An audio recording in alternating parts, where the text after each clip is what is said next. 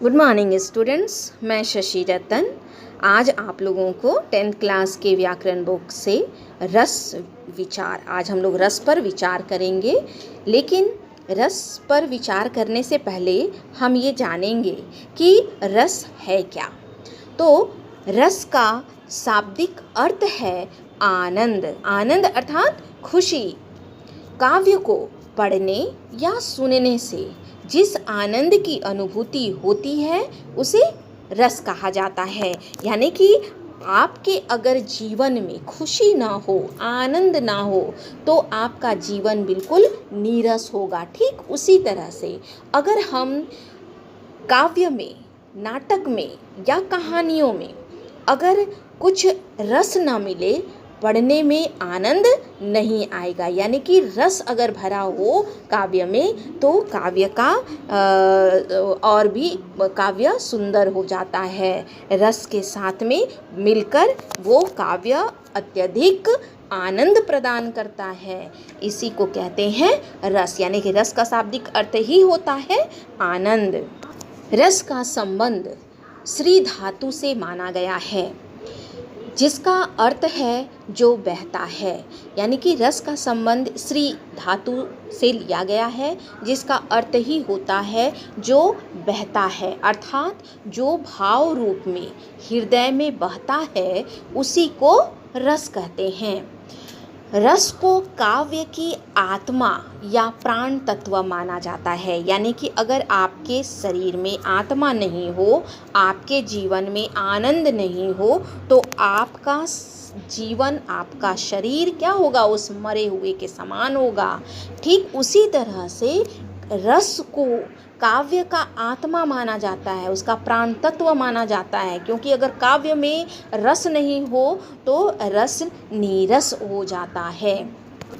भरत मुनि ने लिखा है, विभावानुभाव व विचारी संयोग द्रस निष्पत्ति, अर्थात विभाव, अनुभाव तथा संचारी भावों के संयोग से रस की निष्पत्ति होती है।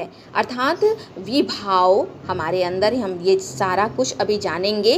विभाव क्या है, अनुभाव क्या है, संचारी भाव क्या है ना। तो ये भरत मुनि के द्वारा कहना है कि अगर हमारे जीवन में विभाव, अनुभाव तथा संचारी भावों के संयोग से निष्पत्ति, रस की निष्पत्ति होती है, अगर हमारे शरीर में इसकी उत्पत्ति न हो तो हमारा शरीर क्या है? व्यर्थ है।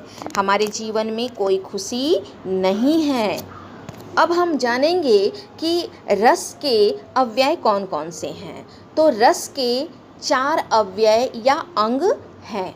पहला स्थायी भाव, दूसरा अनुभाव, तीसरा विभाव और चौथा है संचारी या वैविचारी भाव। तो प्रथम है स्थायी भाव। स्थायी भाव का मतलब है प्रधान भाव। प्रधान भाव वही हो सकता है जो रस को अवस्था तक पहुंचाता है। जैसे काव्य या नाटक में एक स्थायी भाव शुरू से आखिरी तक होता है। जो शुरू से आखिरी तक होता है वही स्थायी भाव कहलाता है, अर्थात प्रधान भाव कहलाता है। अब हम जानेंगे कि स्थायी भावों की संख्या कितनी है। तो स्थायी भावों की संख्या 9 मानी गई है, जिन्हें नवरस कहा जाता है। जिन्हें क्या कहा जाता है? नवरस कहा जाता है। बाद में आचार्यों ने 2 और भावों, वात्सल्य और भक्ति को स्थायी भाव की मान्यता दी है। लेकिन ये वात्सल्य और भक्ति रस आते थे श्रृंगार रस के अंतर्गत ही, है ना। लेकिन बाद में उन्होंने वात्सल्य और भक्ति को अलग करते हुए इसको मान्यता दी है। यानी कि स्थायी भाव की संख्या 9 मानी गई है, जिसे नवरस कहा जाता है। बाद में आचार्यों ने क्या किया? 2 और भाव उसमें डाल दिए, वात्सल्य और भक्ति को भी स्थायी भाव में दे दिए। नहीं तो श्रृंगार रस में ही वात्सल्य और भक्ति रस शामिल होते थे।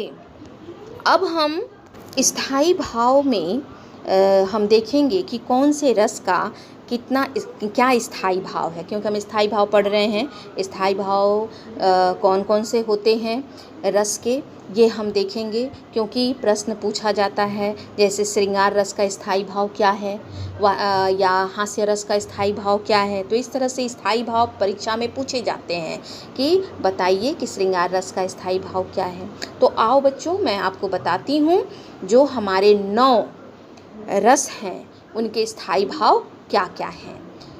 प्रथम है श्रृंगार रस। श्रृंगार रस का स्थाई भाव रति, रति अर्थात प्रेम। दूसरा है हास्य रस। हास्य रस का स्थाई भाव है हास, हास मतलब हंसना। तीसरा है करुण रस। करुण रस का स्थाई भाव है शोक, शोक अर्थात दुख। चौथा है रौद्र रस। रौद्र रस का स्थाई भाव होता है क्रोध, क्रोध यानी कि गुस्सा। अब हम देखेंगे पांचवा रस। पांचवा रस है वीर रस। वीर रस का स्थाई भाव क्या है, उत्साह।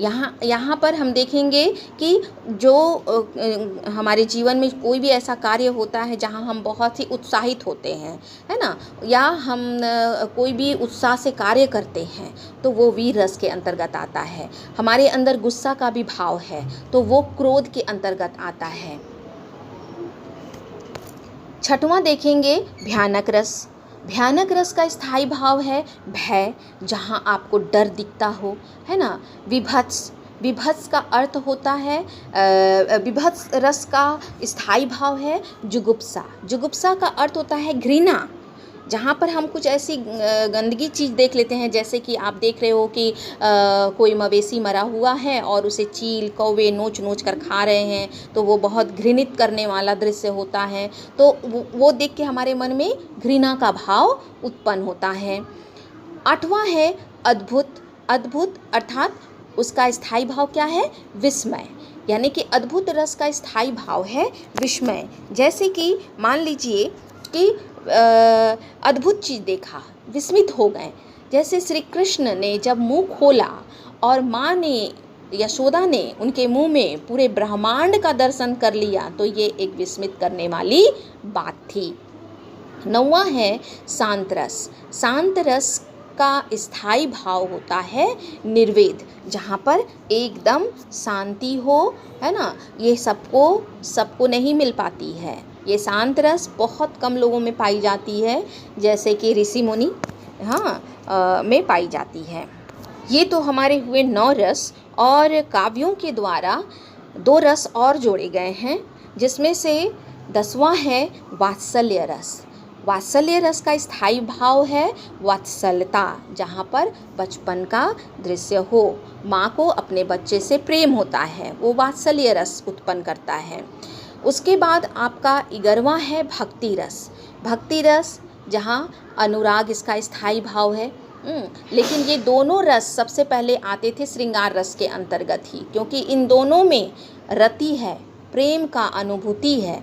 जैसे भक्ति में भगवान के प्रेम की अनुभूति है, उसी तरह से वात्सल्य में भी बच्चे के प्रेम की अनुभूति पाई जाती है। ये तो स्थाई भाव से संबंधित हमने बातें आपको बताई। अब हम देखते हैं कि विभाव क्या है। साहित्य में वह कारण जो आश्रय में भाव जागृत या उद्दीप्त करता है, स्थाई भाव के उद्बोधक कारण को विभाव कहते हैं। यानी कि जब आप साहित्य पढ़ते हो तो यहाँ पर जिस चीज़ के कारण तुमको प्रेम की अनुभूति होती है, उद्दीप्त होता है मन, वो क्या कहलाता है, वो आपका विभाव कहलाता है। जैसे आप इस चित्र में देख रहे हो कि एक लड़का है और वो अपने हाथ में उस कुत्ते के पट्टे को पकड़ रखा है, उसके साथ वो कुत्ता भी है। तो इस बच्चे के मन में जिसके प्रति प्रेम जागृत हो रहा है वो है ये कुत्ता, अर्थात ये कुत्ता हो गया आश्रय और ये हो गया उसका विषय। तो यहाँ पर हम देख सकते हैं कि साहित्य में वह कारण जो आश्रय में भाव जागृत करता हो, तो इस व्यक्ति के अंदर जो भाव जागृत हो रहे हैं वो आश्रय कौन है? ये कुत्ता। तो उसके कारण ही इसके मन में भाव जागृत हो रहे हैं, उसी को कहते हैं विभाव। अब हम जानेंगे कि विभाव कितने प्रकार के होते हैं। तो विभाव 2 प्रकार के होते हैं। पहला है आलंबन विभाव और दूसरा है उद्दीपन विभाव। अब हम जानेंगे कि आलंबन विभाव क्या है, किसे कहते हैं आलंबन विभाव।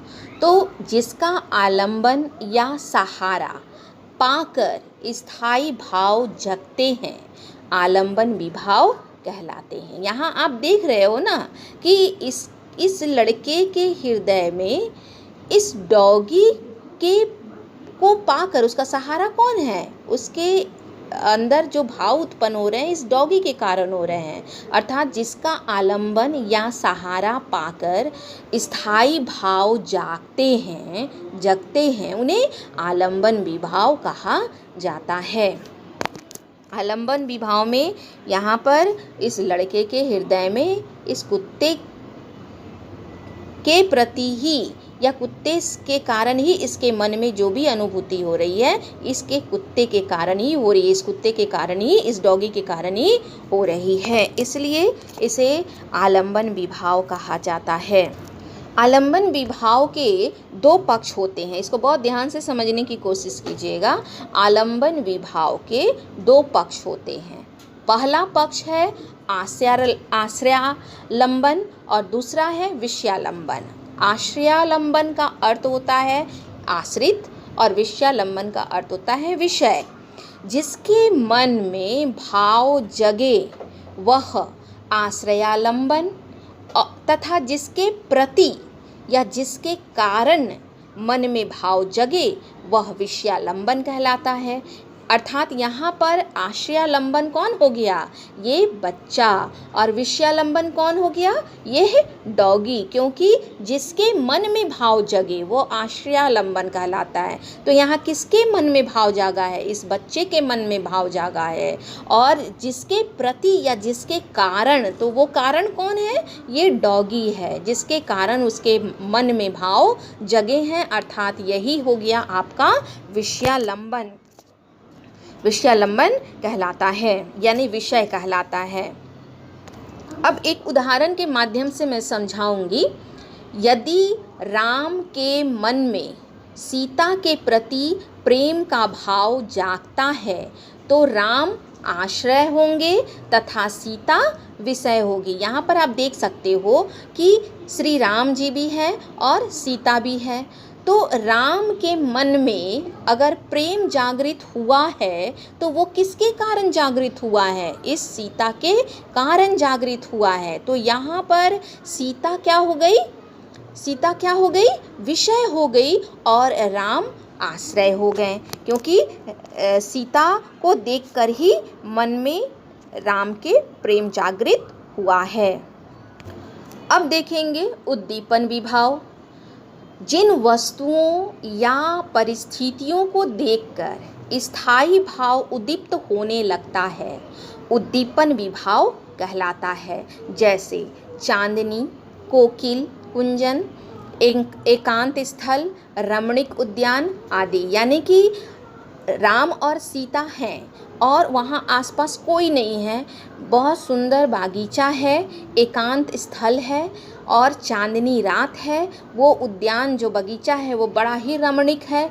तो इस सब को देखकर मन में जो उद्दीप्त होता है उसे ही उद्दीपन विभाव कहते हैं, क्योंकि राम के साथ सीता है और वो भी बगीचे में अकेली है और चांदनी रात है, रमणीक दृश्य है, उद्यान जो बगीचा है वो भी एकदम सुंदर है, रमणीक है। तो ये सब देखकर मन में जो भाव तीव्र गति से उत्पन्न होते हैं उसे उद्दीपन विभाव कहा जाता है। अब हम तीसरे भाव की ओर बढ़ते हैं। तीसरा भाव है अनुभाव। अनुभाव क्या है? वे गुण और क्रियाएं जिनसे रस का बोध हो, मनोगत भाव को व्यक्त करने वाले शरीर, विकार, अनुभाव कहलाते हैं। यानी कि अनुभाव वो चीज़ है, जैसे कि सीता की सुंदरता, उसकी सुंदरता को देखकर राम मोहित हो चुके थे और उसकी सुंदरता के कारण ही उनके अंदर अनुभाव उत्पन्न होता है, यानी शरीर में विकार उत्पन्न होते हैं, वही अनुभाव कहलाता है। यानी कि वे गुण, वो क्रिया, यानी कि वो चपलता, उनकी सुंदरता, आँखों की चंचलता, ये देखकर श्री राम के मन में जो भाव जागृत हुए या शरीर में जो विकार उत्पन्न हुए, वही अनुभाव कहलाता है। अनुभावों की संख्या 8 मानी गई है। स्तंभ, संवेद, रोमांच, स्वरभंग, कंप, विवर्णता, रंगहीनता, अश्रु, प्रलय, संज्ञाहीनता, निश्चेष्टता, ये अनुभव के 8 संख्या माने गए हैं। जैसे कि स्तंभ, एकदम आप कभी कभी क्या होता है कि एकदम हम किसी को देखकर एकदम ये ठगे के ठगे रह जाते हैं, एकदम ठिठर जाते हैं, खड़े हो जाते हैं, या किसी को देखकर रोमांच मन में उत्पन्न होता है, या किसी के स्वर से मन में अनुभूति उत्पन्न होती है। तो इस तरह से हम देख सकते हैं कि अनुभवों की संख्या 8 मानी गई है। अब हम देखेंगे संचारी, चौथा है संचारी या व्यभिचारी भाव। ये संचारी और व्यभिचारी भाव क्या है, इसको हम देखेंगे। मन में संचरण करने वाले अर्थात आने जाने वाले भावों को संचारी या व्यभिचारी भाव कहते हैं। ये भाव पानी के बुलबुलों के समान उठते और विलीन हो जाने वाले भाव होते हैं। यानी कि आप इस चित्र में देख सकते हो, पानी का बुलबुला है जो क्षण भर के बाद बुलबुला क्या होता है, खत्म हो जाता है। तो उसी तरह से हमारे भी मन में भावों की उत्पत्ति होती रहती है। जैसे कि अगर आप सुबह में खुश हो तो ज़रूरी नहीं है कि रात तक आप खुश ही रहो, बीच में हो सकता है दुख की अनुभूति होगी, या बीच में कहीं ऐसा हो सकता है कि आप में लज्जा की अनुभूति हो सकती है। तो संचारी भाव हमेशा मन में उठने बैठने वाले भावों को कहते हैं, जो आने जाने वाले भाव होते हैं। आते हैं, कुछ देर हमारे साथ रहते हैं, फिर निकल जाते हैं, फिर दूसरे भाव उत्पन्न होते हैं, फिर वो हट जाते हैं, तीसरे भाव उत्पन्न होते हैं। तो इस तरह से भाव जो हैं मन में संचरण करने वाले, जो मन में चलता रहता है, आने जाने वाले भावों को ही संचारी या व्यभिचारी भाव कहते हैं। जिस तरह से पानी का बुलबुला पानी में आता है और फिर वो निकल जाता है, ठीक उसी तरह से। अब देखेंगे संचारी भावों की कुल संख्या 33 मानी गई है। यानी कि आचार्यों ने संचारी भावों की कुल संख्या 33 मानी है, जिसमें से है हर्ष यानी कि खुशी, विषाद यानी कि दुख, त्रास, त्रास मतलब होता है भय, व्यग्रता, लज्जा, शर्म, ग्लानि, दुख के साथ जो शर्म छुपा होता है उसे ग्लानि कहते हैं। चिंता, हमारे अंदर बहुत सारी चिंताएं होती हैं। शंका, शंका यानी कि हम किसी चीज़ को लेकर शंकित हैं। असूया, दूसरे के उत्कर्ष के प्रति असहिष्णुता। अमर्ष, विरोधी का अपकार करने की अक्षमता से उत्पन्न दुख। यानी अमर्ष होता है ना, कि जो विरोधी का अपकार करने की अक्षमता से उत्पन्न होता है। अगर हमारा विरोधी है और उनके द्वारा जो बातें हमको कही जाती है, तो उससे क्या होता है, हमारे अंदर वो दुख प्रकट होता है। मोह माया आप जानते ही हो। गर्व, उत्सुकता, उग्रता, चपलता, दीनता, जड़ता, आवेग, निर्वेद, अपने को कोसना या धिक्कारना, ये सारा कुछ संचारी भावों की संख्या के अंतर्गत आते हैं। तो बच्चों, अब आगे रस का मैं सारे 9-11 भेद को उदाहरण सहित बताऊंगी। मुझे मालूम है कि आपको रस समझ में आई होगी। कोई दिक्कत आने पर आप हमसे संपर्क कर सकते हैं। तब तक के लिए हमें इजाज़त दें। धन्यवाद।